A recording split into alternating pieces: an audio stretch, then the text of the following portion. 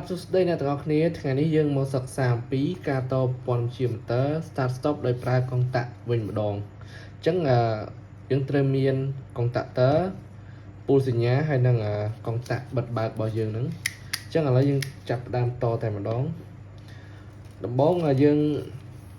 តខាងលើទៅហើយដូចវីដេអូមុនដែរអញ្ចឹងខ្ញុំតខាងលើមុនអូខេ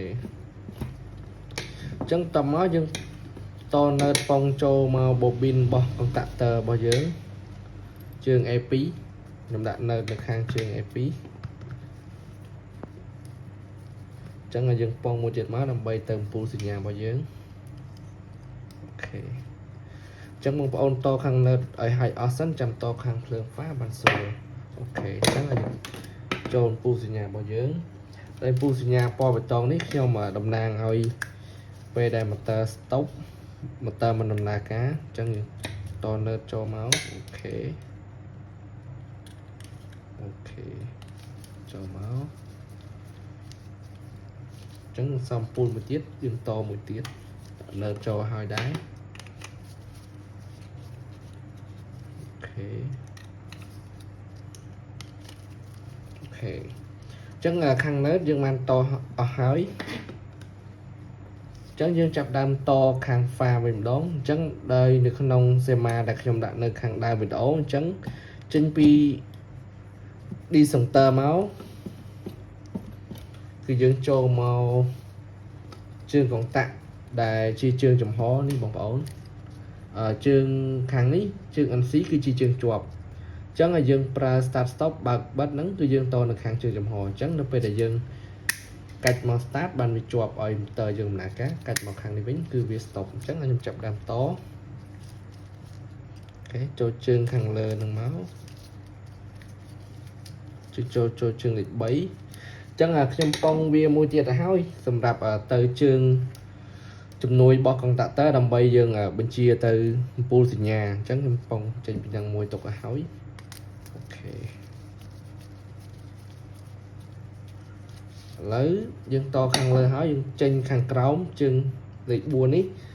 ចូលទៅជើង A1 របស់កុងតាក់ទ័រតែម្ដងចូលជើងបូប៊ីនរបស់វាអូខេជើង A1 នេះបងប្អូនចូលជើង A1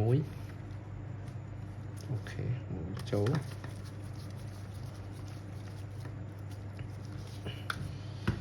អញ្ចឹងនេះមួយដែលយើងបានប៉ុងចេញទុកឲ្យហើយនេះជាខាងភ្លើងមកពី decenter មកអញ្ចឹងយើងចូលជើងជំនួយរបស់ជើងកុងតាក់ទ័រយើងចូលជើងទាំងជើង NO និងជើង NC អញ្ចឹងយើងប៉ុងវាហើយចូលជើង NO ប៉ុងទៅជើងខាង NC មួយទៀតអូខេចូលជើង NC មួយទៀតឥឡូវហើយខាងលើហើយបងប្អូនអញ្ចឹងចេញពីជើងជំនួយ NO ដែលជាជើងចំហនិង NC ដែលជាជើងជាប់គឺយើងចេញទៅខាងពូលសញ្ញារបស់យើងអញ្ចឹងជើង NO នេះជាជើងចំហអញ្ចឹងនៅពេលដែលកុងតាក់ទ័រវាធ្វើការវាភ្ជាប់អញ្ចឹងយើងតំណាងវាឲ្យយើងតវាចូលទៅពូលសញ្ញាតំណាងឲ្យពេល motor ធ្វើការអញ្ចឹងអំពូលពេលដែល motor ធ្វើការរបស់យើងគឺពណ៌ក្រហមអញ្ចឹងខ្ញុំតចូលជើងនេះជើងខាងទៀតរបស់អំពូលអូខេអញ្ចឹងយើងនៅសល់មួយទៀតគឺជើង NC តចេញពីជើង NC របស់យើងមកដែលជាជើងជាប់ហ្នឹងចូលមកអំពូល start របស់យើងអំពូល stop របស់យើងអញ្ចឹងតចូលអំពូល stop យើងមកអូខេឥឡូវហើយអស់ហើយបងប្អូនឥឡូវយើងចាប់ដើមតេស្តសាកល្បងមើលវាទាំងអស់គ្នាអញ្ចឹងអំពូលនេះ start មួយ stop មួយអូខេអញ្ចឹងឥឡូវខ្ញុំបើក decenter ហើយអូខេអញ្ចឹងអំពូល stop របស់យើងវាភ្លឺនៅពេលដែលយើងកាច់ឲ្យវាធ្វើការអូខេអញ្ចឹងអំពូល start របស់យើងភ្លឺម្ដងអញ្ចឹងយើងបញ្ជាដោយប្រើកុងតាក់បិទបើកនេះបងប្អូនអញ្ចឹងយើងបិទ motor របស់យើងវិញអូខេបើកបិទបើក